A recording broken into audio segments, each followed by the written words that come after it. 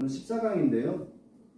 14강에서는 어떤 대상과 거리를 두고 관찰하거나 또 궁금증의 실마리를 풀어보자라는 내용입니다. 14강 하기 전에 한 말씀만 드리고 그렇게 수업을 할까 해요. 제나라 왕이 있었습니다. 근데 그 제나라 왕은 그림 그리기를 좋아했어요. 그래서 이제 자기 왕궁에다가 그 식객으로 화공도를 이렇게 놓고서는 그림 그리는 것을 항시 물어보고 또 어떻게 그리는지 그거를 살펴보곤 했습니다. 근데 이제 그 왕이 그 화공들한테 어느 날 이렇게 말해요. 어떤 그림이 가장 그리기 쉽냐. 그러니까 이제 의견들이 분분하죠. 어떤 사람은 호랑이다, 사람이다, 나무다, 바람이다, 구름이다, 뭐 이렇게 계속 얘기를 하는 거예요. 근데 이제 어떤 사람이 벌떡 일어나더니, 아유, 제가 한 말씀 드리겠습니다. 그러면은, 그림 중에서도 가장 그리기 쉬운 그림이 귀신과 도깨비입니다. 그렇게 얘기하면, 이거 무슨 소리냐? 귀신하고 도깨비를 어떻게 그릴 수 있다는 거냐? 그렇게 하니까, 그 호랑이나 이제 어떤 물체는 매일 보지만은, 내가 만약에 그림을 그려놓으면은, 다른 사람들 이거 잘 그렸네 못 그렸네 계속 딴지를 건다는 거예요.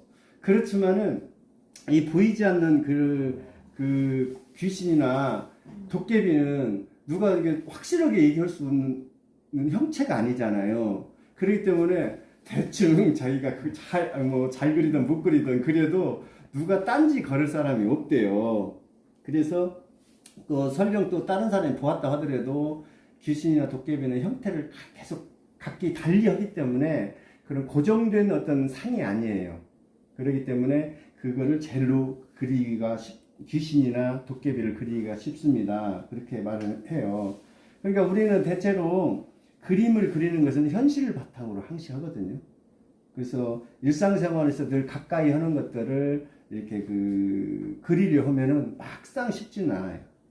근데 이제 세상에서 가장 쉬운 일은 존재하지도 않는 일을 꾸며내는 일이거든요. 그래서 소문이나 풍문, 존재하지 않는 것을 꾸며내는 일이 가장 쉬운 일이에요. 그래서 거짓 정보나 소문, 악성 루머 그런 것들 있잖아요. 그런 것들은 아주 하기가 쉬워요. 그러나 사실에 근거해서 진리를 탐구하는 것은 참 어려운 일이거든요. 그래서 부단한 노력이 필요합니다. 시쓰기도 마찬가지인 것 같아요. 어떤 것도 사실을 바탕 위에서 묘사하는 일은 쉽지 않아요. 전번 시간에 묘사에 관련돼서 약간 알아봤습니다. 물론 수박 겉핥기식으로 알아봤지만은 이 묘사는 다른 곳에 있는 게 아니에요. 항시 그 시 속에 어디든 그 묘사가 들어가 있거든요. 그러니까 저나 선생님들은 이제 꾸준히 시를 써야 하기 때문에 굉장히 노력을 많이 해야 돼요. 이 말은 한비자에 나오는 귀임의 최이라는 그런 말에서 나왔습니다. 귀임의 최이. 그러니까 귀는 뭐냐면 귀신기자에다가 도깨비 매자에다가 최고 최자에다가 쉬울 이자예요. 귀임의 최이. 거기서 나왔는데 귀신과 도깨비는 그리기 쉬워도 눈에 보이는 사물들은 그리기 어렵다는 거예요. 예, 그만큼 도깨비나 귀신을 그냥 형체가 없기 때문에 그렇습니다. 그렇게 말하면 또 그림 그리시는 분들이 그렇게 얘기할 수 있을 것 같아요. 뭐라고 하냐면, 그러면 추상화를 그리기 쉽냐? 절대 그건 아닙니다. 굉장히 추상화를 그리시는 분들도 엄청난 노력을 해서 그 경지에 오르시는 것이기 때문에 함부로 말할 수는 없습니다. 그래서 오늘은 귀의 최이에 대해서 오늘 살펴봤습니다. 자, 14강은 이제 어떤 대상을 이제 하고 말을 하거나 또 내가 대상이 돼서 상대방에 또 말을 해주거나 그런 겁니다. 시라는 형식은 어떻게 보면 허구라 할지라도요. 시라는 것은 서정적 자아와 주체적 자아 이걸 위해서 노력하는 거거든요. 그러니까 사소한 체험이라 하더라도 구체적인 파고 들어가야 돼요. 시는 짧은 그 속에다 다 집어들려면 구체화 시켜야 돼요. 짧기 때문에 수박 겉핥기식으로 살짝 이렇게 스쳐서는 안 된다는 겁니다. 어떤 부분에 대해서는 아주 구체적으로 들어가야 돼요. 그러니까 대상을 관찰하고 자신을 관찰하면서 시를 구성하기 위해서 노력을 해야 된다는 거죠. 그래서 이제 그 대상 속으로 들어가라 이거 있는데요. 줄타는 옷이거든요. 그 줄타는 옷 아주 굉장히 좋은 시 같아요. 줄타는 옷을 우리 그 손수철 담양 문희엽 일장님께서 직접 낭독을 해주신다고 하니까 줄타는 옷 전욱진 엄마는 마당을 가로질러 줄을 메고 바닥에 떨어진 검은색 옷가지들이 줄을 탔다. 맑게 갠 날을 잡아당기면 검고 긴 줄이 팽팽했다. 나는 그 줄을 밟고 옷가지들의 그림자 위에서 무등을 타고 놀았는데 눈을 뜨니 나는 객지 위였다. 그때부터 자오선을 마음으로 가졌다. 발자국을 밟고 놀았던 발로 줄을 탔다. 카르 주인은 기웃덩거리는 중심, 몸을 흔들 뿐이었다. 어쩌다 집에 들르면 엄마는 객지를 빨아 또 다시 긴 줄 위에 늘었다. 실패한 얼음산이는 빨랫줄만 봐도 현기증을 느낀다. 상의와 하의는 이미 경지에 오른 듯 편해 보이지만 그건 내가 나의 관객일 때다. 툭툭 털어 옷을 걷으면 발목 근처나 소매가 파리하다. 두 개의 극, 양쪽에 묶인 것들은 흔들린다. 줄을 타는 해, 그림자가 섞이는 줄이 고개사들이 마른다. 밥처럼 차가운 날씨다. 몸이 다 마를 때까지 망중한 없던 바람, 텅 빈 빨랫줄에 근황을 널어놓는다. 기시감은 펄럭거리면서 말라간다. 그림자가 없는 날은 공연하기가 꺼려진다. 미시는 늘 미끄럽다. 그런 날은 모든 줄이 외줄이 되었다. 줄을 탈 때 바닥에 허우적대는 내 그림자를 동경했다. 무수한 균형들을 털어낸 몸이 마른 광대가 될 수 있었다.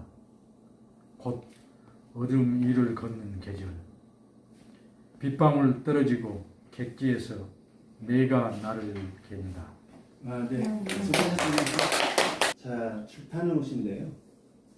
상당히 그 사유가 깊은 또 어떤 대상을 관찰을 아주 면밀하게 한 그런 시거든요.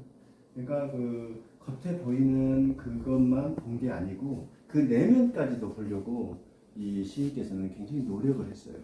그래서 이 시가 좋다는 겁니다. 한쪽 편중되지 않고 좀 쉬운 부분도 있고 약간의 생각할 부분이 있어요. 그래서 그런 부분이 어떤 부분인지 또 읽어가면서 한번 알아보도록 하겠습니다. 엄마는 마당을 가로질러 줄을 맸다. 그러니까 그 빨랫줄이죠 일단은. 네, 이제 그 줄 타는 그런 그 광대들이 타는 게 아니고요. 빨랫줄을 맸다 그 말입니다. 바닥에 떨어진 검은색 옷가지들이 줄을 탔다. 이게 말은 뭐냐면 바닥에 떨어진다는 게 이상하잖아요. 이 말을 거꾸로 한 거예요. 이 말을 왜 그러냐면 빨랫줄에 옷을 널으니까 그림자가 떨어져 있는 거죠. 네, 시는 이처럼 형상화를 시키면서 좋습니다. 맑게 갠 날을 잡아당기면 검고 긴 줄이 팽팽하다. 맑게 갠 날이어야 돼요. 햇빛이 짱짱 쪼여야 그림자가 그만큼 쪼일수록 그림자는 검어지는 겁니다.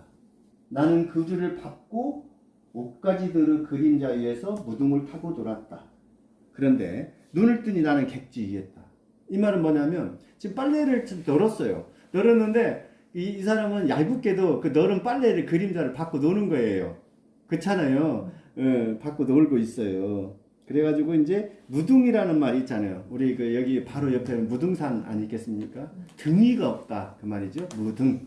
또 무동이라는 건 있어요. 무동은 또 틀려요. 무등하고 원래는 대체적으로 무등을 태운다 그러잖아요. 애들을 원래는 무동을 태운다 이래야 돼요. 무동이 맞습니다. 그거는 이 무등은 등이가 없는 산. 예. 그때부터 좌우선의 마음을 가졌다. 이게 굉장히 어려워요, 이 말이. 이게 왜 갑자기 좌우선의 마음을 가졌다 이렇게 했을까요? 이 좌우선이라는 것은 그 지구상의 가상선이에요. 시간의 흐름을 알기 위해서 위에서 아래로 이렇게 선을 그어 놨잖아요. 이게 좌우선이고 그걸 보고 경도라고 그래요. 경도나 좌우선 똑같은 말이고 위도는 이 가로로 이게 그 선을 그어놓은 거거든요. 그게 다 가상선입니다. 좌우선은 시간을 나타내는 거예요. 칼자국을 밟고 놀았던 발로 줄을 탄다. 이게 칼자국은 빨랫줄이 그림자예요. 딱 칼처럼 딱 그어졌잖아요. 그거를 그림자를 받고 지금 이 화자가 거기서 줄 타는 연습을 하고 있는 거예요, 지금. 진짜 줄 타는 게 아니고, 아직은. 예. 줄을 탔다. 카루 주인이 누구겠어요? 그림자예요. 빨랫줄 그림자. 카루 주인은 기웃덩거리는 중심. 몸을 흔들 뿐이죠. 예. 자꾸 흔들잖아요. 빨랫줄이 이렇게 흔들어지는 거예요. 어쩌다 집에 들르면 엄마는 객지를 빨아 또다시 긴 줄에 넣었다. 그러니까 이게 제가 이제 여기 살다가 이제 다른 데로 가면 객지잖아요.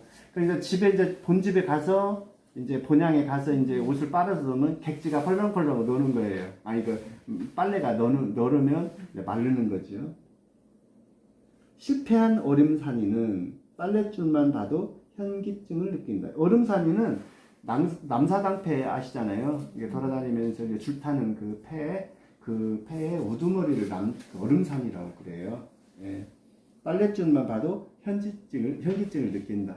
얼마나 많이 타면 그냥 현기증을 느낄까요? 예. 상의와 하의는 이미 경지에 오른 듯 편해 보였지만 상의와 하의는 경지에 올랐다는 건 빨랫줄이 지금 걸려 있어요. 펄렁거리든 어쩌든 떨어지지 않아요. 절대 경지에 오른 거죠. 예. 그건 내가 나의 관객일 때다. 이 말은 이것도 좀 상당히 어려운 말이에요. 그건 내가 나의 관객일 때는 뭐냐면 내가 내 옷을 지금 객지를 널었잖아요. 널었는데 아래에서 땅에서 그 옷을 지금 바라보고 있는 그렇겠네요. 그 관객이죠. 그게. 툭툭 털어 옷을 걷으면 팔목 근처나 소매가 파리하다. 이제 이 옷을 이제 툭툭 털고 이렇게 그 빨래줄에 이제 하면은 파리하죠. 예, 파리하다는 것은 그 뭐라고 할까 그 여의고 피기가 없다 그런 말이잖아요. 파리하죠. 두 개의 이게 아까 좌우선 나왔잖아요. 좌우선 두 개의 북과 남이에요. 양쪽에 묶인 것들은 흔들려요. 이게 양쪽에 이제 그러면 이쪽 빨랫줄과 이쪽 빨랫줄 이렇게 지금 묶어놓은 거예요. 근데 이걸 세로로 했다가 가로로 했다가 그러네요. 줄을 타는 해. 줄이 이제 해도 줄을 타네요. 해가 줄 위에 있어야 줄을 타고 있어야 그림자를 만들어내는 거죠. 근데 해가 땅에 있으면 안 되겠잖아요. 그래서 줄을 타는 해 이렇게 멋지게 썼습니다. 그림자가 섞이는 줄 위에 고개사들이 이게 빨래들이네요. 마른다. 밥처럼 차가운 날씨다. 찬밥인 것 같아요. 객집밥이니까. 진짜 밥이 아니고요. 몸이 다 마를 때까지 망중한이 없던 바람. 망중한이라는 것은 바쁜 가운데 한가로운 시간. 바쁠 망자예요. 분망을 망자기도 하고요. 그래서 망중한이라는 것은 바쁜 가운데 한가로운 그 틈이를 망중한이라고 해요. 없던 바람. 텅 빈 빨랫줄에 근황을 널어놓는다. 요즘은 형편이죠. 널어놓고 이제 근황을 널어놓는다고 했어요. 기시감은 펄럭거리면서 말라간다. 기시감이라는 말은 상당히 어려워요. 어디서 봤던 것 같은 느낌. 또 한 번도 본 적 없는데 보았던 것 같은 느낌. 그런 거예요. 그러니까 여기서 예를 들면 이 객지에 살지만 옥상에 빨래가 딱 널어져 있으면 그 빨래를 보고도 고향 생각을 하는 거예요. 그런 것을 대체적으로 기시감이라고 합니다. 그림자가 없는 날은 흐린 날이죠. 흐린 날이나 밤이네요. 그림자가 없는 날은 공연하기가 꺼려진다. 이 그림자가 없는 날은 흐린 날이거나 밤이니까 빨래를 못 넣는다는 얘기죠. 예. 미신은 늘 미끄럽다. 이게 대체적으로 그 미신은 이게 미끄러운 거예요. 항상 뭐랄까 그 미신이라는 것은 그 대체로 공중국에 할 때 그런 어떤 위험한 일을 하기 때문에 오늘은 무엇을 조심하고 오늘은 무엇을 조심하고 또 금기 사항들이 있어요. 근데 금기 사항을 예를 들면 지키지 않으면 꼭 미끄러지거나 떨어질 수가 있다 그런 말입니다. 그런 날은 모든 줄이 위줄이 되었다. 빨랫줄이 지금 그러고 보면은 한 줄이 아니라 두 줄이었던 것 같아요. 근데 이제 미신을 믿지 않고 오늘은 그거를 미신을 믿지 않고 하니까 위줄이요. 위줄이니까 떨어지기가 아주 더 쉽겠죠. 예. 시에서는 이렇게 표현할 수가 있습니다. 줄을 탈 때 바닥에 허우적거리는 내 그림자를 동경했다. 그러니까 줄을 이제 그 빨래가 내가 더 기기도 하고 객지가 나도 긴데 그게 이제 줄 위에 있는 것을 그 밑에 내 그림자를 그 줄 위에 올라가면 내 그림자를 보면은 이제 그 동경을 하는 거죠.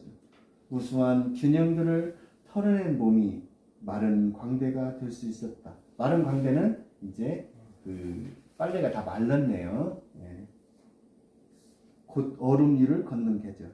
이제 겨울이겠죠. 빗방울 떨어지고 객지에서 내가 나를 갠다. 그러니까 객지가 나고 빨래가 난데 또 고개 하는 사람은 나예요. 예, 그거를 내가 이제 객지에서 빨래를 넣었다가 다시 걷어들여서 빨래를 이제 개는 거죠.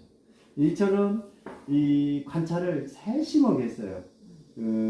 어떤 고개사를 여기다 대입을 시켜서 이 시를 좀 더 그 심층적으로 읽을 수 있도록 이렇게 화자께서 노력을 많이 한 겁니다. 약간 어려운 부분도 없지 않아 있고요. 관념적인 부분도 있어요. 그렇지만 저희가 공부하기에는 굉장히 좋은 텍스트라고 생각해서 제가 오늘 한번 해봤습니다. 그러니까 이거는 관찰 능력을 아주 최대한 발휘한 시다. 얘기할 수가 있겠습니다.